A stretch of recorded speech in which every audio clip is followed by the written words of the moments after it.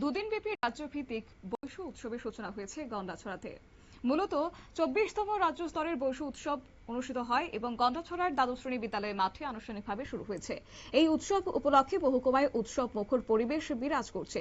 সোমবার রাতে উদ্বোধনী অনুষ্ঠানে ত্রিপুরী সম্প্রদায়ের নারায়ণ বীরেন্দ্র ত্রিপুরা, প্রাক্তন সাংসদ রেবতী ত্রিপুরা, প্রাক্তন বিধায়ক ধনঞ্জয় ত্রিপুরা, বিধায়িকা নন্দিতা দেববর্মা, রিয়াং সহ বহু বিশিষ্টজনেরা উপস্থিত ছিলেন।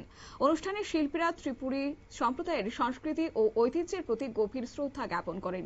এই উৎসবকে কেন্দ্র করে একটি মেগা রক্তদান শিবিরের আয়োজন করা হয়। শিবিরে প্রাক্তন সাংসদ রেবতী ত্রিপুরা স্বেচ্ছায় রক্তদান করে অন্যান্যদের উৎসাহিত করেন। ওই দিন মোট 34 জন স্বেচ্ছায় রক্তদান করেন। এই মহৎ উদ্যোগ উপস্থিত সকলের প্রশংসা অর্জন করেছে। সন্ধ্যায় মহকুমার বিভিন্ন সড়ক পথে একটি শান্তি সম্প্রীতি র্যালি বের করা হয়। র্যালিতে বিভিন্ন সম্প্রদায়ের মানুষ স্বতঃস্ফূর্তভাবে অংশগ্রহণ করেন এবং সাম্প্রদায়িক সম্প্রীতির বার্তা ছড়িয়ে দেন। কি রইল ছবি দেখুন।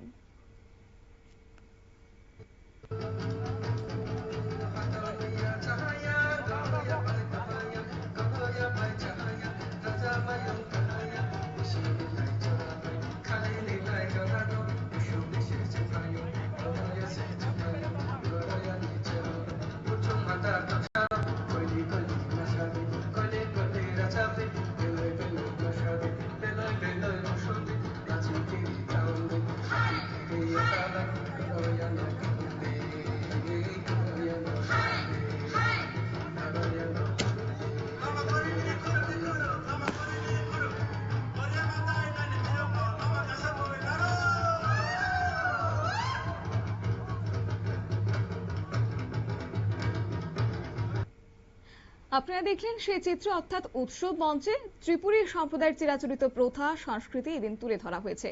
রাজ্যের বিভিন্ন প্রান্ত থেকে আগত প্রায় 1000 শিল্পী এই অনুষ্ঠানে অংশগ্রহণ করেন।